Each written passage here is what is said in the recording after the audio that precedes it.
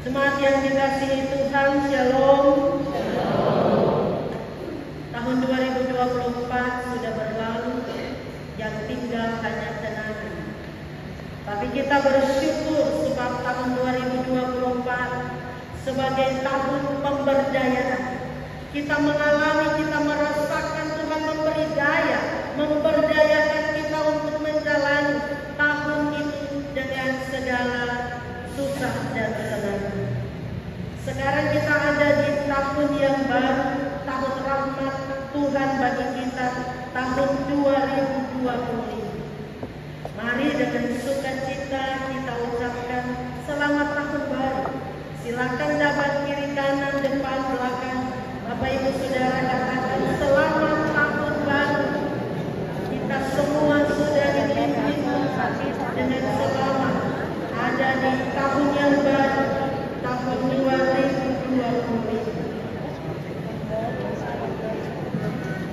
Ya, kita harus mulai tahun ini dengan senyum ramah, dengan penuh semangat, bersama sebagai sebuah persekutuan. Ibu Bapak Saudara jemaat yang dikasihi Tuhan, tahun 2025 dalam GKI di Tanah Papua adalah tahun kesehatian. Tahun 2024 tahun pemberdayaan, 2023 tahun pembaruan, 2025 ini adalah tahun kesehatian. Pembacaan kita di dalam Mazmur 133 ayat 1 sampai 3 oleh Sinode GKI di Tanah Papua diberi tema berkat kesehatian dalam persaudaraan yang rukun. Berkat kesehatian dalam persaudaraan yang rukun. Dalam bacaan kita ini pemazmur menegaskan bahwa yang baik, yang sungguh amat baik, yang indah adalah apabila saudara-saudara diam bersama dengan rukun. Saudara-saudara bukan hanya soal ada ikatan darah, bukan hanya soal ada hubungan keluarga, tetapi sebagai saudara di dalam Tuhan, selayaknya saudara kita hidup saling mengasihi, hidup dalam cinta, dalam kerukunan, memaafkan, mengampuni, supaya kata saudara itu tidak hanya sekedar sebuah kata yang hamba tanpa makna, tetapi benar-benar kita hidupi di dalam persekutuan kita. Menarik sebab pemazmur menggunakan kata yaha dari bahasa Ibrani untuk kata rukun. Tapi ini bukan hanya soal rukun saja. Yang dimaksud di sini juga dari kata yaha itu ada damai, ada harmonis.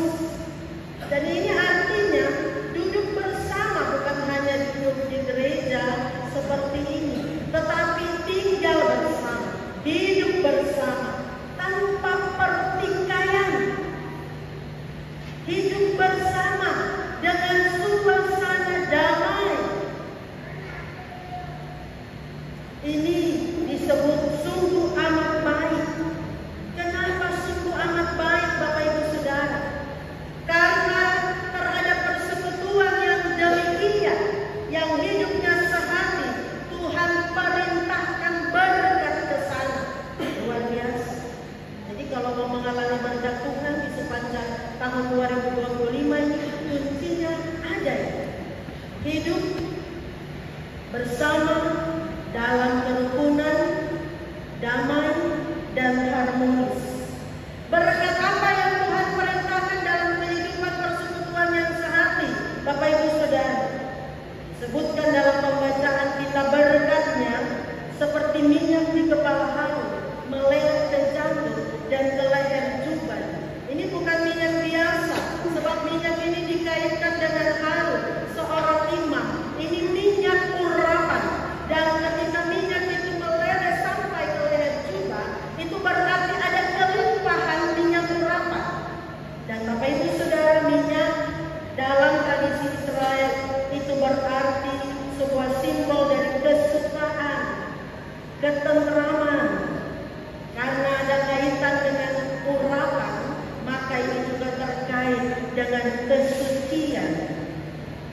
Jadi luar biasa Bapak Ibu Saudara. Dalam kehidupan yang sehati ada berkat kesukaan, ketentraman, kesucian yang melimpah-limpah, meluber karena mengalir turun sampai ke leher. Jadi ada jumlah kuantitas berkat yang dilipat gandakan oleh Tuhan bagi kita. Mau mengalami berkat yang berlipat ganda, hidup dalam tuntunan perdamaian terharmonis. Bukan hanya soal kuantitas, tapi juga soal kualitas. Berkat itu membawa sebuah perubahan secara kualitas seperti embun dari Gunung Hermon yang mengalir ke bukit-bukit Sion. Bapak Saudara, Gunung Hermon ini gunung yang paling tinggi 2.814 meter di atas laut. Tapi letaknya di sebelah utara, di kerajaan Israel yang ibu kota Samaria. Sementara Sion ada di selatan, di kerajaan Yehuda yang beribu kota Yerusalem. Sebenarnya dua kerajaan ini ketika terpecah, hidup tidak saling harmonis. Tetapi pemazmur menggambarkan apabila persekutuan hidup sehati, maka embun salju yang biasanya memang ada di atas puncak Hermon itu dapat mengalir sampai ke selatan. Daerah yang kering akan subur, akan segar, tumbuh-tumbuhan akan bertumbuh dengan baik karena embun yang mengalir itu, karena berkat secara kualitas yang Tuhan kasih. Jadi ada kelimpahan berkat juga secara kualitas. Apa yang tidak mungkin itu bisa Tuhan kerjakan. Bayangkan Bapak Ibu, dari utara ke selatan itu sesuatu yang sedikit tidak masuk akal. Tetapi Tuhan dapat mengerjakan berkat-berkat yang mustahil bagi manusia ketika ada kehidupan yang sehati. Jadi mau berkat secara kuantitas, mau berkat secara berkualitas dalam hidup di tahun baru ini, itu hanya terjadi dalam kondisi persekutuan yang benar-benar harmonis, rukun dan damai. Mengawali langkah-langkah perjalanan hidup tahun 2025, mari bertanya ke dalam diri kita, bagaimana relasi kita dengan sesama, relasi kita dengan tetangga, relasi kita dengan saudara seiman, relasi kita dalam pelayanan, relasi kita dalam hidup berjemaah. Apakah Yahweh yang Tuhan mau itu sedang kita alami? Ingat Bapak Ibu, berkat hanya dialami dalam keadaan dan kondisi yang utuh. Jangan harap berharap kalau hidup dalam rukun dan damai. Nah, di awal tahun 2025 Tuhan mau berkatnya dialami dalam keseharian, dimulai dari keluarga, dalam persekutuan bergereja, juga dalam masyarakat. Mari Bapak Ibu, firman ini mengajak kita bahwa untuk hidup rukun harus mulai dari diri sendiri, introspeksi diri. Ya, tidak tunjuk ke orang lain, tapi lihat ke diri sendiri.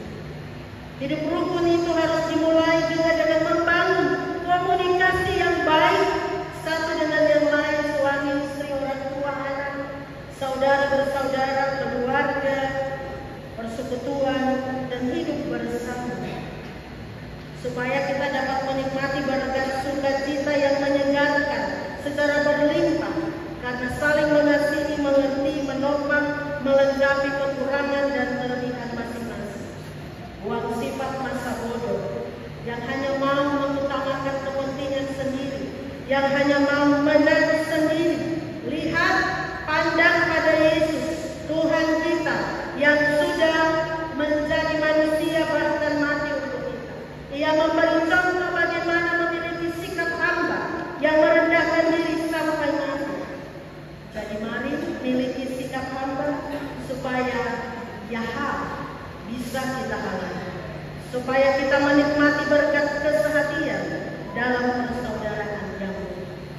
Saya mau bilang Bapak Ibu Saudara di sekolah, ayo berjuang berjuang untuk mengalami kerukunan dalam hidup bersama di tahun 2025 dalam keluarga kita, dalam unsur-unsur kita, dalam rakyat kita, dalam jemaat kita, dalam hidup bersama sebagai masyarakat, supaya ada berkat seperti embun yang mengalir dari Hermon ke Bukit Sion. Itu juga kita alami, supaya ada lipat ganda kelimpahan sukacita sebagai berkat Tuhan bagi kita. Akhirnya Bapak Ibu Saudara, saya mengakhiri refleksi penggalian bagian firman Tuhan dalam pemberitaan firman ini dengan sebuah pantun. Jangan lupa catatnya ya. Ambil air di perigi, jangan buang ke dalam peti. Selamat tahun baru, suara Kaligi 2025 harus semakin sehat. Tuhan memberkati kita dengan firman-Nya. Selamat menjalani hidup di tahun yang baru, tahun 2020. Kesaksian